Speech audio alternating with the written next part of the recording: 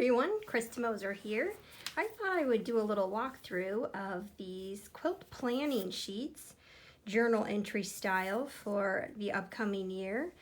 I did something new this year and I decided I would plan out a few of my unfinished projects and things that I want to do and really make an effort to get a lot of this stuff done. So I printed out some fun sheets. You can see the one I'm using here, and they all have kind of a funny little saying at the top just to make you smile.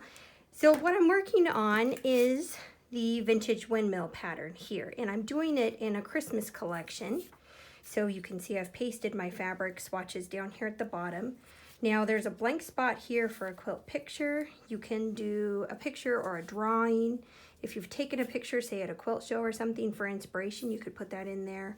You could maybe put the pattern cover in there too, or if you wanted to change the block design, maybe you would sketch out, a different layout or fewer blocks. And then some of the other information, when you're working on a quilt and you put it aside for a while, there's some information you might not want to forget. So the month I started, so I'm kind of planning on getting this whole thing done in January. Something that would be important to remember is like a needle position. So I wrote down my needle position, and this I put next to it on my travel machine, because that's another thing. If you change machines, you would want to remember, what your position was on the machine you were actually using. And then the stitch length, also on my travel machine. The brand of thread, the weight, and the color. This is kind of an important thing, just in case you used a heavier thread. Your seam allowance would be affected by that. And then some other information. Is this fabric pre-washed? No. Is this fabric starched? Also no.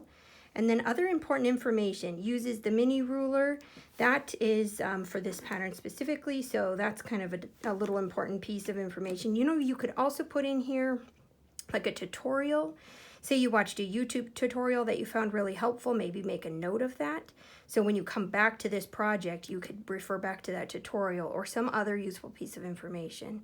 That would help you continue on without a hitch, picking up right where you left off. And then the store fabric was purchased from, or the manufacturer's info. So just in case you needed to find more of the fabric later on, you would want to remember where you bought it and or the manufacturing info so that you could just look it up online. So in this case, this is a Riley Blake fabric, so that's the manufacturing.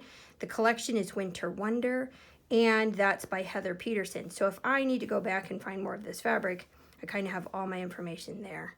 Of course, the quilt pattern name and then the size that I'm making. So say I only had made a few of these blocks, and I'd put it all away, and then I'd come back to it and I think, what size was I actually making here? I can just read my little notes. So with all that important information in one place, I can then take like a page protector or something, 3-ring binder or like a peachy folder, and then just put my sheet into that, and also tuck in there the pattern. So everything's in one place. When I come back to it, I've got the pattern in there with my information sheet, and I'm good to go. You can add all of these to, like I said, a 3-ring binder or a peachy folder. And just because it's fun, I went ahead and did 12 different ones. So, if you want to do one project a month like this, we've got some funny sayings. Dull women have immaculate sewing rooms. I'm a quiltaholic on the road to recovery. Just kidding. I'm on my way to the fabric store. And so on. Quilting fills my day and my living room, dining room, bedrooms, and closet. So they go on and on. They're very fun.